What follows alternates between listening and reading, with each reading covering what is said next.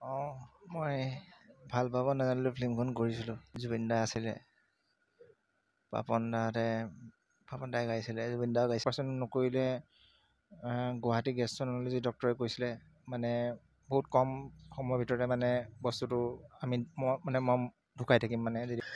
2013 में एक SMEs movie आई थी जिसके मुख्य कलाकार थे जुबिन गार्ग, अनन्या कश्यप। अशुज्य बरपात्र ने संगीत दिया था और पापन ने एक बहुत ही फेमस गाना था हुरोनी कुओली फाकेरे। ये गाना आप सभी ने ज़रूर सुना होगा। लेकिन उसके जो मुख्य कलाकार थे, जो मुख्य अभिनय किया था, मैं जो लीड रोल में थे, क्या आपको उनका नाम पता है? जी बिल्कुल, आपको उनका नाम पता नहीं होगा। तो आप ये वीडियो क्लिप देखिए 1 मिनट का, उसके बाद मैं आपको पूरा चीज़ दिखाता हूँ।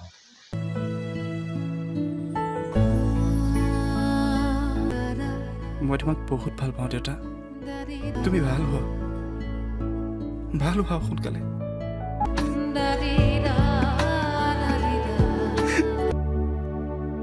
পাইছেনে? পাইছে অলপ। दोस्तों अभी आपने ये वीडियो देखा होगा। इसमें जो मुख्य कलाकार में थे, जो लीड रोल में थे, उनका नाम था ध्यानज्योति बोरा। जी हाँ दोस्तों, ध्यानज्योति बोरा। ये जो फिल्म बनी थी इन्हीं के ऊपर बनी थी, ये कहानी इन्हीं की थी। लेकिन आज वो गुमनामी में खो चुके हैं। वो आज कहाँ रह रहे हैं किसी को कोई पता नहीं। लेकिन जितने भी कलाकार हैं, पापन, जुबिन दा, ये सब आज शिखर पे है। अशुज्य बरपात्र शिखर पे है, अनन्या कश्यप शिखर पे है। लेकिन आज ये ध्यानज्योति बोरा गुमनामी में कहीं खो चुके हैं। उनका कोई नाम नहीं है, कोई अता पता नहीं, वो कहाँ रह रहे हैं, किस हालत में रहे हैं। दोस्तों सब कुछ आगे मैं आपको दिखाने वाला हूँ। जो आज वो बहुत ही दयनीय हालत में जी रहे हैं, बहुत ही दयनीय हालत में जी रहे हैं। बहुत ही उनका जो हालत है ख़राब है। कई सारी बीमारियों ने उनको पक जकड़ लिया है। गुमनामी की ज़िंदगी जी रहे हैं। ऐसी ज़िंदगी जीने के लिए वो क्यों बाध्य हुए, ये सब कुछ मैं आपको दिखाऊंगा और उनसे ही जानने की कोशिश करेंगे जो वो कैसे यहाँ पहुँच गए और आज उनको बहुत ज़्यादा मदद की ज़रूरत है। तो इस वीडियो को आप स्किप मत कीजिएगा, अंत तक देखिएगा। ये वीडियो बनाने का मकसद ही यही है ताकि उनको ज़्यादा से ज़्यादा मदद मिल सके। तो चलिए फिर आपको मैं अंदर लिए चलता हूँ और उनसे आपकी बातचीत कराता हूँ। दोस्तों ये देख सकते हैं, ये जो घर है ये ध्यानज्योति बोरा का घर है। ये आज इस छोटे से घर में अपना जीवन यापन कर रहे हैं। इस घर में रह के अपना जीवन यापन कर रहे हैं। बहुत ही दयनीय, एकदम दरिद्र हालत में जी रहे हैं। जो लीड रोल में कभी निभाए, बहुत ही अच्छा उनका समय था, लेकिन आज समय उनको कहाँ लेके आके खड़ा कर दिया है। ये देखिए ऐसे घर में जी रहे। कई सारी बीमारियां हैं गई। आज वो डिप्रेशन के शिकार हो चुके हैं दोस्तों। काफ़ी दवाइयाँ ले रहे हैं, पेट में उनका स्टोन हुआ है, पेन किलर लेते हैं, किसी तरह से अपनी ज़िंदगी को निभा रहे हैं। बहुत ही कठिन ज़िंदगी जी रहे हैं। चलिए आपको अंदर लिए चलता हूँ और उनसे आपको मैं मुलाकात करता हूँ, मुखातिब कराता हूँ। दोस्तों ये देखिए ये घर है। ये छोटे से घर में ये रह रहे हैं। यहाँ पर आप मैं चारों तरफ दिखाऊं, देखिए कैसा ये घर है। ये देखिए इस छोटे से घर में इनको आज रहना पड़ रहा है। बैठने तक की यहाँ जगह नहीं है। बहुत ही मतलब खराब हालत आज इनकी हो चुकी है। दोस्तों ये समय का पहिया कब कहाँ कैसे घूम जाए कुछ कहा नहीं जा सकता। आज इनकी हालत ऐसी हो चुकी है। इन्हीं के साथी आज शिखर पे है, लेकिन आज ये बहुत ही बुरी हालत में है। दोस्तों आज आपकी इनकी ज़रूरत है, बहुत ज़्यादा ज़रूरत है, आपकी मदद की ज़रूरत है। तो चलिए पहले आपकी उनकी माँ से मैं आपको मुलाकात करा देता हूँ। ये ध्यानज्योति की मम्मी जी है। আপোনালোকৰ এটা সময়ত ধ্যানজ্যোতি যিটো লিড ৰোল কৰিছিলে, ভাল পাব নাজানিলোঁ, এটা অভিনয় কৰিছিলে, বহুত পপুলাৰ, তেওঁৰ চিনেমাখন হৈছিলে। আজি আপোনালোকৰ এই অৱস্থা, কি ক'ব বিচাৰিছে? কি ক'ব বিচাৰে, পৰিস্থিতিয়ে কৰিলে। এতিয়া এই মানে দেউতাক ঢুকাই গ'ল। দেউতাক ঢুকোৱাৰ পাছত সি বহুত টেনশ্যনত পৰি গ'ল। টেনশ্যনত পৰি গৈ এনেকৈ ঘৰৰ সেই টুকুৰাও দিবলগীয়া হ'ল, মানে দেউতাকৰ হেৰিয়াত মানে সেইটো। তাৰপিছত তেতিয়া কৰ্মসূত্ৰে আহিলে যোৰহাটলৈ। এয়াৰচেল অফিচত এয়াৰচেলত কৰিলে। তাৰপিছত এই নয়নমণিৰ লগত মানে তেওঁৰ লগত। তাৰপিছত ভোডাফোনলৈও আহিলে, নয়নমণি আহিছিলে। তাৰপিছত এৰি অলপ দিন থকাৰ পাছত আকৌ মিণ্টাৰ অফিচ যে, মিণ্টাৰত মানে সোমালে। তাৰপিছত মিণ্টাৰত সোমোৱাৰ পাছত তাৰ অসুখ হ'ল। অসুখ হ'ল মানে পেটৰ বিষ আমি ধৰিব নোৱাৰোঁ। ডক্টৰক দেখুৱাওঁ। ডক্টৰক দেখুৱাই পেলাই যিখিনি ঔষধ দিয়ে খুৱাওঁ। তাৰপিছত যিখিনি মানে ট্ৰিটমেণ্ট কৰিবলৈ দিয়ে সেইখিনি কৰিব নোৱাৰোঁ। পইচা পাতি নাইকিয়া, এতিয়া কামো নাই তাৰ। তাৰপিছত এনেকৈ মানে চলিবলৈও দিগদাৰ হৈ যায়, সেই দিয়ে আৰু তাৰপিছত এতিয়া সেনেকৈ উপাৰ্জনটো উপাৰ্জন মানে একোৱেই নাই একো উপাৰ্জন এতিয়া নাই। উপাৰ্জন খোৱা নাই মানে বোৱা সিয়ে কেনে পৰিছে চলি আছে আপোনালোক? যে সেই দিয়ে আৰু কাৰোবাক মানে কওঁ মানে আপোনালোকৰ ওচৰৰ পাজৰৰ মানুহে হেল্প কৰে। মানুহক হেল্প জেনেৰেলি কৰে আৰু আপোনালোকতো গোলাঘাটৰ, হয় তো গোলাঘাটৰ পৰা কৰ্মসূত্ৰে ইয়াত যোৰহাট অহা হৈছে। গুচি আহিলে তাত থাকি তাৰপৰা মানে ইয়ালৈ অহা আজি 12 বছৰমান হ'ল 12 বছৰ ধৰি যোৰহাটৰ পৰা অঁ আছে। এনে কিবা সহায় চহায় পাইছেনে? গভৰ্ণমেণ্টৰ ওচৰত গৈছিলে নে? গভৰ্ণমেণ্টৰ ওচৰত গৈছিলোঁ উম, এই তেতিয়া মানে গভৰ্ণমেণ্টে হেৰি কি কয় এককালীন সাহাৰ্য এটা দিছিলে সেইটোকে লৈ পেলাই মানে মই গুৱাহাটীত হুম, হুম, হেৰি কি কয় চিটি স্কেন আল্ট্ৰাচাউণ্ড হুম, হুম, তাৰপিছত আকৌ আৰু এখন MRI কৰিবলৈ দিলে হুম, আকৌ তেজৰ পৰীক্ষা কৰিবলৈ দিলে সেইখিনি কৰালোঁ হুম। কৰাৰ পাছত আহিলোঁ আহি ৰিপৰ্ট দেখুৱাৰ পাছত আৰু দৰৱ কিনিবলৈ পইচা নাইকিয়া সেইটোৱে অ', মাত্ৰ হ'লহে হুম, মানে এক্সামিনখিনি কৰিবলৈ হয়, তাৰপিছত এনেকৈ যে সেই দিয়ে আৰু কৰে আৰু হুম, তাৰ এনেকৈ বাইদেউজনীও আছে হুম। হেৰি তেহেঁতিও কেতিয়াবা দিয়ে আৰু তাইও দি থাকে তো অলপ চলপ অলপ আপুনি চলপ দি হেল্প থাকে পাই আৰু আছে, যিমানখিনি কিন্তু যিমানটো হেল্পে তাৰমানে আপোনালোকৰ তাৰ নহৈছে। ট্ৰিটমেণ্ট কৰিবলৈ একো পৰা হয়, নাই এতিয়া খামেই নে এতিয়া ট্ৰিটমেণ্টেই কৰিম হয়, কিবা এটা বেছি হ'লে এতিয়া মই এতিয়া ৰাতিপুৱা তামৰ দল এটা আনি পেলাই দিলোঁ নাই সি ভালেই পোৱা নাই গোটেই ষ্ট'ন ৰাতিটো খোৱা হৈছে নাই তেওঁৰ, ষ্ট'ন হৈছে। ষ্ট'ন হৈছে কি কৈছে ডক্টৰে পেটৰ মানে কনচাল্ট কৰিছিলে? পেংকেছৰ ষ্ট'ন হ'ল হুম, তাৰপিছত আকৌ এইপিনে ডিপ্ৰেশ্যনত পৰি গ'ল হুম, বাইপলাৰ ডিছঅৰ্ডাৰত হুম, হুম, ভুগি হুম, আছে হয়, হয়, হয়। তাৰ ট্ৰিটমেণ্ট ডিপ্ৰেশ্যনৰ পৰা লগে লগে সেনেকুৱা হ'ল এবনৰ্মেলিটি আহি গ'ল তাৰপিছত মাথাৰ বিষ দুবাৰমান এতিয়া ষ্ট্ৰক তেওঁ হ'ল বিচনাতে সম্পূৰ্ণ। দুবাৰ মানে ষ্ট্ৰক হ'ল মানে প্ৰেছাৰটো হাই হৈ যায় হুম, হুম, হুম, BP হাই হ'লে মানে হুম, তাৰ মানে দুবাৰমান পৰি পেলাই মাথা ফাটিলে হুম। মইনো কি কৰিম মইতো হেণ্ডিকেপেই হয়, হয়, আপোনাৰো হেণ্ডিকেপ, দেউতাও নাই। তাৰপিছত আজি আপোনালোকে ইমান এইটো অৱস্থাত আজি জীয়াই থাকিব হৈছে, বহুত কষ্টৰে জীয়াই আছে আপোনালোক। হয় বাৰু নয়নমণিয়ে সেইকণকেও আপোনাক মইনো কি কৰিম আৰু এতিয়া হুম, উপায় নাইকিয়া হৈছে মোৰ হুম।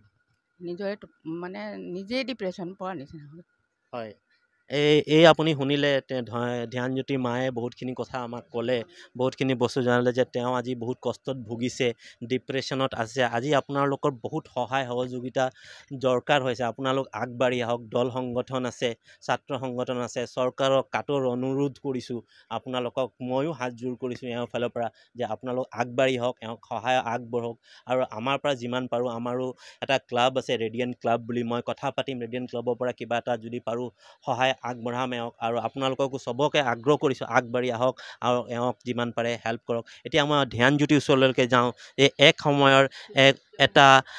সময়ৰ অভিনেতা আজি কি অৱস্থাত আছে, কেনেকুৱা আছে, আপুনি দেখিলে আপোনাৰ চকু পানী পৰিব, আপোনাৰ দুখ লাগি যাব। মানে আপুনি নিজৰ বেদনা কেনেকুৱাকৈ ৰাখিব পাৰিব মই নাজানো, কিন্তু আজি তেওঁৰ অৱস্থা এনেকুৱা, আপোনাক মই দেখাওঁ। ধ্যানজ্যোতি বৰা এক সময়ত বহুতেই ধ্যানজ্যোতি দা কি ক'ব বিচাৰিছে? অঁ মই ভাল পাব নাজানিলোঁ ফিল্মখন কৰিছিলোঁ। হয়।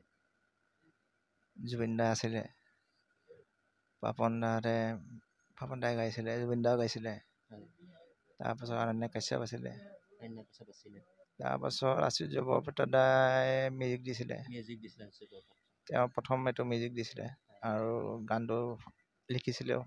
গানটো লিখিছিলেও তেওঁ, অঁ আচুৰ্য বৰপেটা। অঁ হয়। আৰু চিনেমাখন ষ্টৰিটো মই লিখিছিলোঁ। ষ্টৰিটো আপোনাৰ অঁ ৰিয়েল ষ্টৰি হয় আপোনাৰ, আপোনাৰ ক'বলৈ কাহিনী ক'বলৈ গ'লে এটা ৰিয়েল ষ্টৰি বেছিছৰ ওপৰতে বনোৱা হৈছিলে। ৰিয়েল ষ্টৰি বেচিছৰ ওপৰত বনোৱা হৈছিলে। অঁ তাৰপাছতো সেই এতিয়া কথাটো হ'ল কিবা পাৰ্চনেল কিছুমান টেনশ্যনৰ কাৰণে কিছুমান ঘটি গ'ল, সেইটো কাৰণে ইয়ালৈ আহিবলগীয়া হৈ গ'ল, যোৰহাটলৈ আহিবলগীয়া হৈ গ'ল। কাৰণ কি বেকত মানুহ নাই। হয়, হয়। এতিয়া যোৰহাটত আহি ছাৰ্ভিচ কৰিছিলোঁ, কিন্তু এতিয়া 5 মাহ 6 মাহ ধৰি পেলাই পেংকেৰাইটিছত ষ্ট'ন হ'ল, মানে 27তকৈ বেছি ষ্ট'ন আছে। সেইটো মেডিচিন লাগে সপ্তাহতে 2000 টকা।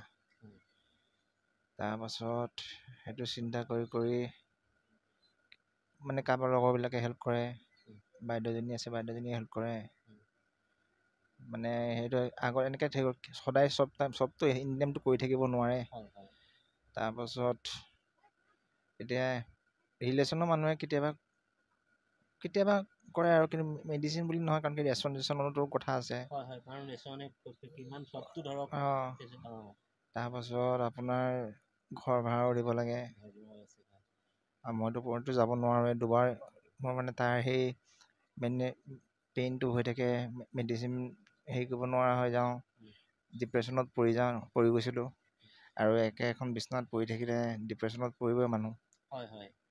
ডিপ্ৰেশ্যনত পৰি যোৱাৰ কাৰণে প্ৰেছাৰ হাই হৈ গ'ল। ৰিপৰ্ট আছে আপোনাৰ, প্ৰেছাৰ হাই হৈ গ'ল। প্ৰেছাৰ হাই হৈ যোৱাৰ পাছত এনেকৈ হাই হৈ থাকে। তাৰপিছত হাই হৈ দুবাৰ ষ্ট্ৰ'ক হ'ল মোৰ। দুবাৰ ষ্ট্ৰ'ক হোৱাৰ পাছত মাথাত দুখ পালোঁ। এপিনে দুখ পালোঁ আপোনাৰ, এইপিনে ব্লাডটো নোলালে মানে। তাৰপিছত সেই তেতিয়াৰ পৰা মানে মাথাটো এনি টাইম পেইন হৈ থাকে। ডক্টৰে ক'লে কি MRI কৰিব লাগিব। কিন্তু আজিলৈকে এতিয়া সেইটো ষ্ট্ৰ'ক হোৱা 2 মাহমান হৈ গ'ল, MRI কৰিব পৰা নাই। MRI কৰিবলৈ পইচা নাই। এতিয়া MRI নকৰাকৈ ডক্টৰে ব্ৰেইনৰ মেডিচিনো নিদিয়ে। আৰু পেংকিয়াটাইটিছৰ যোনটো ষ্ট'ন হৈছে, পেংকিয়াজত যোনটো ষ্ট'ন হৈছে, সেইটো অপাৰেশ্যন কৰিব লাগে। সেইটো অপাৰেশ্যনৰ কাৰণে মোটামুটি কিমান পইচা দৰকাৰ? সেইটো মই নাজানো, কিন্তু সেইটো অপাৰেশ্যন কৰিব লাগে। অপাৰেশ্যন নকৰিলে গুৱাহাটী গেষ্ট্ৰ'এনাৰজি ডক্টৰে কৈছিলে মানে বহুত কম সময়ৰ ভিতৰতে মানে বস্তুটো মই ঢুকাই থাকিম মানে, যদি অপাৰেশ্যন নকৰোঁ মানে। বহুত কমপ্লিকেশ্যন আহি গ'ল মানে ৰিপৰ্ট চাই কৈছে মানে। তেতিয়া মই আপোনালোকৰ পৰা এতিয়া আপুনি কি আমাৰ যিটো লিডাৰ আছে, আমাৰ নেতা আছে, আমাৰ অসমৰ CM হেমন্ত বিশ্ব শৰ্মা ডাঙৰীয়া আছে, বা আমাৰ হিতেন্দ্ৰনাথ গোস্বামী আছে, বা দল সংগঠন আছে, ছাত্ৰ সংগঠন, তেওঁক এটা আপুনি ৰিকুৱেষ্ট কৰিব। নাই, হিতেন্দ্ৰনাথ গোস্বামী ছাৰে 10,000 এটা হেল্প কৰিছিলে, মানে অফিচিয়েলি কৰিছিলে। অফিচিয়েলি কৰাৰ পাছত সেইটো বস্তু জাষ্ট মানে MRI এখন আৰু ব্লাড টেষ্টকেইটা কৰিব পাৰিলোঁ। যোনটোত গম পালোঁ যে মোৰ মাথাৰ কৰিব পৰা নাই এতিয়ালৈকে, কিন্তু যোনটো গম পালোঁ যে মোৰ ষ্ট'ন ফৰ্মেশ্যন হ'ল আৰু সেইটো কমপ্লিকেশ্যন অপাৰেশ্যন কৰিবই লাগে। তাৰপাছৰ পৰা মই একো মানে হেল্প পোৱা নাই মানে, খালি মেডিচিনখিনি আৰু খাই থাকিবলৈ কৈছে যেতিয়ালৈকে অপাৰেশ্যন নকৰোঁ। এই মেডিচিনখিনি বহুত কষ্টলি মেডিচিন। বাৰু ধ্যানজা, আপুনি আমাৰ লগত কথা পাতিলে, ভাল লাগিলে আপোনাৰ কথা। এতিয়া মানে কি মাজত কিবা আমাৰ কিবা গোলাঘাটত হেৰি হৈছিলে, তেতিয়া মানে মই পেট বিষত মানে গৈছোঁ, মানে মই গোলাঘাটলৈ মানে পেট বিষত মানে মেডিচিন লৈ মানে বিষৰ ইনজেকশ্যন লৈ মানে গৈছোঁ মানে আপোনাৰ হেৰি গোলাঘাটলৈ। তাৰপাছত যেনে তেনে আহিব পাৰিলোঁ মানে।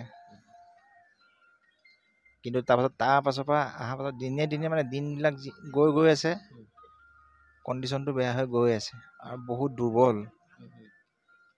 দুৰ্বল আৰু আপোনাৰ মানে কি কয়, এতিয়া আকৌ কফো হৈছে, বমিটিং হয়, বমিটিঙত কফ ওলায়। দেখিলে আপুনি ধ্যানজ্যোতি দাৰ লগত আমি কথা পাতিলোঁ, তেওঁ বহুতখিনি কথা ক'লে, বহুতখিনি বেমাৰে তেওঁক আঁকোৱালি লৈছে। এটা দুটা বেমাৰ নহয়, তেওঁৰ প্ৰেছাৰ ষ্ট্ৰ'ক হৈছিলে, পেটত ষ্ট'ন হৈ গৈছে, অপাৰেশ্যন কৰাটো বহুত দৰকাৰী, বহুত পইচাৰ প্ৰয়োজন। লগতে তেওঁ ডিপ্ৰেশ্যনতো ভুগিছে। এককালৰ অভিনেতা আজি এই অৱস্থাত। তো আপোনালোকক সকলোৰে মই কাটৰ অনুৰোধ কৰিছোঁ, আমাৰ CM হেমন্ত বিশ্ব শৰ্মা, আমাৰ MLA হিতেন্দ্ৰনাথ গোস্বামী, আমাৰ দল সংগঠন চবকে আগবাঢ়ি আহিবলৈ অনুৰোধ জনাইছোঁ, কাটৰ অনুৰোধ জনাইছোঁ, আপোনালোক আগবাঢ়ি আহক আৰু ধ্যানজ্যোতি বৰাক আপোনালোকে পাৰে যদি এটা নতুন জীৱন দিয়া চেষ্টা কৰোঁ আমি সকলোৱে মিলি। ইমানে কৈ আজি ভিডিঅ'টো সমাপ্ত কৰিলোঁ। ধন্যবাদ।